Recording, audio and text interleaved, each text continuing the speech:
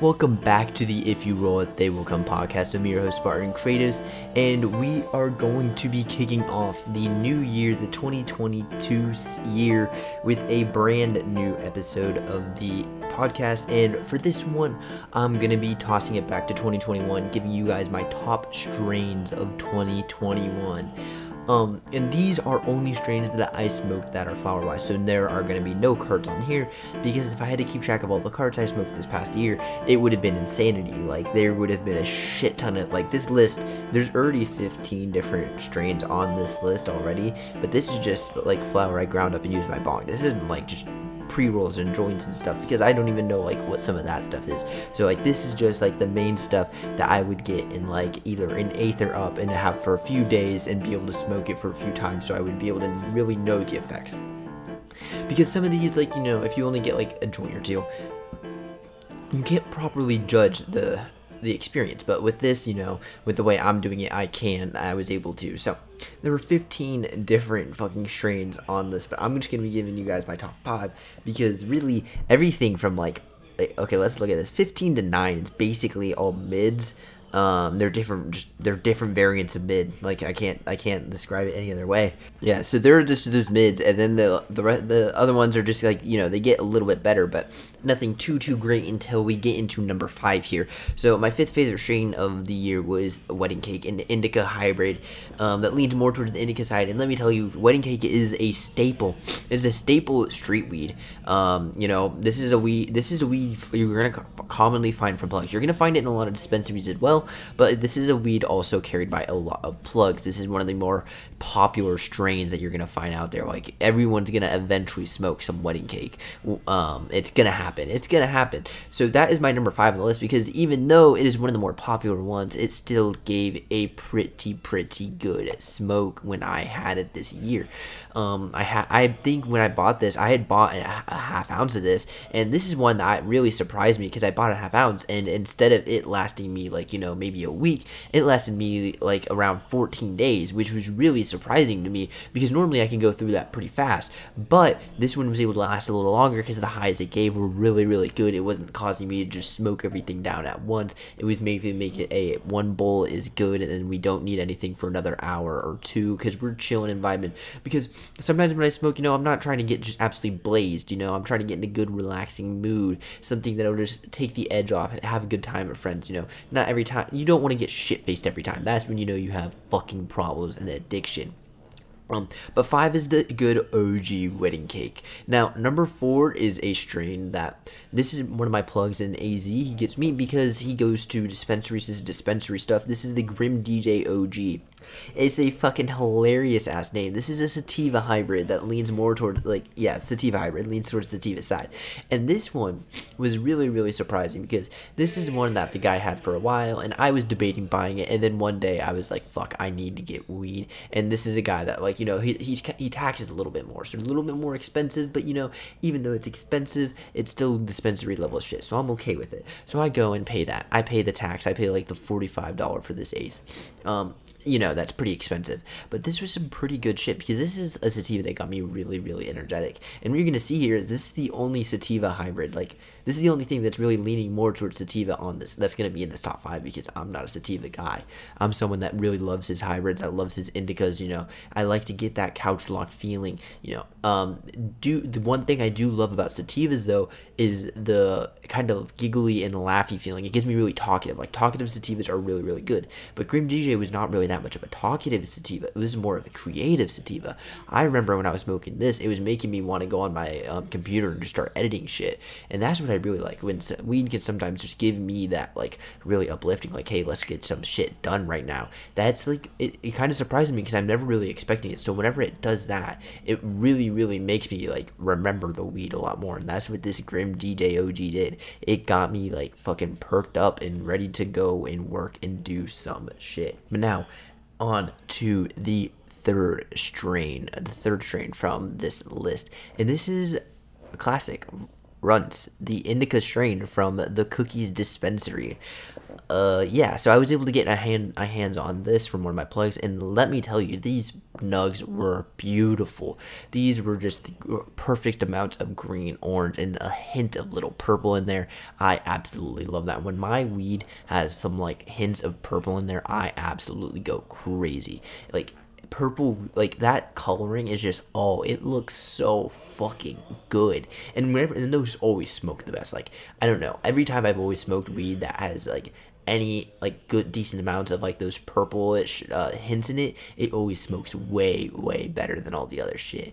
So when I saw that in this weed, I was getting really excited. And I remember when I bought this, I was only able to buy a half ounce because this was expensive ass stuff, because you know Cookie's brand is going to be taxed a little bit more, so it's going to be a little bit more expensive, and then I'm getting it from a plug, so we got like that double taxing effect. So I think I got like a half ounce of this stuff for like maybe 120, 140. It was taxed. It was taxed. Paying like that $10 a gram, because because I think it was 280 to get the fucking whole ounce or something like that, but or like 220, 240, something like that. But I remember I got this half ounce, and this was some good ass pack. I remember this stuff made me really like, this was some great shit for just sitting down and playing some Xbox and playing with your homies and just chilling. Like, this is gonna give you, Runs was giving me the couch locked feeling, you know. Every weed, that's what I've tried to achieve, and that's what Brunch was doing. It was perfect. It was hitting the head perfect, hitting in the body perfectly, making me just not want to move, making me want to just play some Xbox with the boys and just get down to it. So number 3 was Runs. It's a very good strain. If you can get your hands on it from the Cookies dispensary, I would suggest you do, because it is a very good one. And now coming in at number 2, we have Truffles. This Truffles, it was just an indica hybrid, and I think it came from Xylon. I think that's how you pronounce this, the brand, the farm. This was something I got in California before I came to Arizona. When I was moving out at the beginning of this year of 2021 in the summer for the sophomore semester, for my sophomore year, I was bringing some weed out with me, so when we and the boys all hooked up together, we would be able to have some fun right from the get-go. We wouldn't have to go through that weird, awkward stage of trying to refine plugs, because we kind of lost some contact with them. But so that's what we were coming down into. We were looking to have a great time, and this Truffles was something I bought in California from a dispensary. I decided to spend a little bit more. You know, I bought that $40 eighth from there. I was like, hey, we're gonna test it out, and this was same good ass pack. Now let me tell you, this was the stickiest shit I've had all year. The stickiest shit. Now, this didn't really have purple. This was more green and, like, you know, that perfect green and orange. But it did have that white-ass crystal-y coating on the outside. Like, you could tell, like, when you picked up a nug, you could just see, like, the keef just falling off it and getting on your fingers. It got everywhere. And when you tried to grind this shit up, like, I remember the first time I ground it up with some other stuff. And I was, like, doing it so hard. I was like, what the fuck is that? And then I realized right away, I was like, because I smelled it, I was like, oh, it's that fucking Truffles that's making this shit sticky as all hell.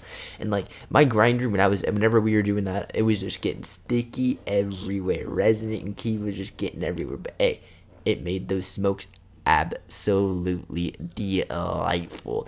I remember these would just put me on my fucking ass. I remember the first time I took a bong, like a really solid bong rip of this, I just kind of sat down and did not move for like 30 minutes. I was just like, whoa, this is fucking amazing right now.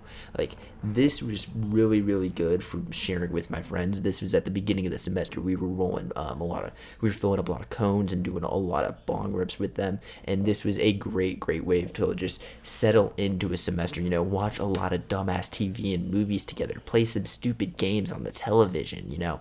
It was a great time with this, because the Truffles, it was sticky, it was sweet, and it was delicious. It was the great smoke, but it wasn't the best weed I had all year, because that has to go to the number 1 spot, the Gushers pack, because oh my god, bro, this strain is just my favorite in everything. Like, my favorite cart strain I've ever had was what was it, Forbidden Gushers, because it was forbidden fruits mixed with Gushers, and it was just, oh my god, it was fucking amazing. That's my favorite card I've ever had.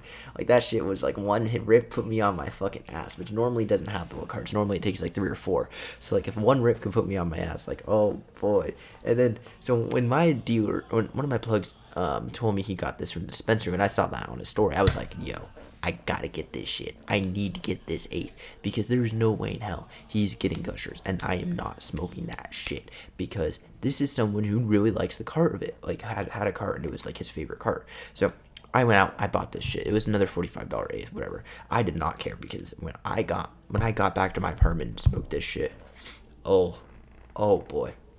And I would like to say, this was the first weed I had bought from this guy. Like, because I had bought cards from this guy, but this was the first actual bud I bought from him. So, this just set really high expectations for him. But this was just an amazing, amazing smoke. It was sweet, and it hit you all to the head. It just punched you in the fucking face.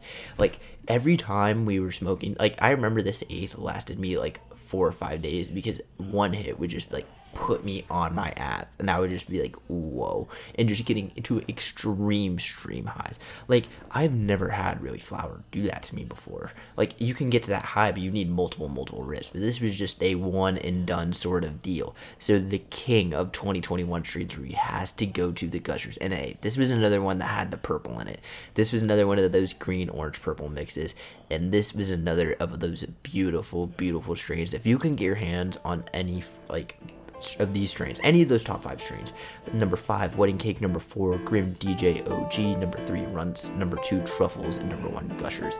If you can get your hands on any of those strains, do it, because those are really good smokes and all really good times. And on my list, there's only a few other real highlights. The one highlight I'm going to add is at number 8 out of 15. This is like smack dab in the middle, is Blue Dream. This is the most like consistent sativa you can have. Like, the other 2 sativas I have on this list are at 12 and 13 respectively, and then Blue Dream is at 8. So like, if you can get Blue Dream, that's like probably one of the better sativas you can get that's really consistent. I'm not a big sativa guy, as you can tell. Like, a lot of this is indicas and hybrids because those are my shit. Puts you in the couch, puts you good night. And with that, that is the end of this episode of the If You Roll It, They Will Come podcast. If you like what you see, like and subscribe for more content like this. I'll catch you guys in the next one. Peace.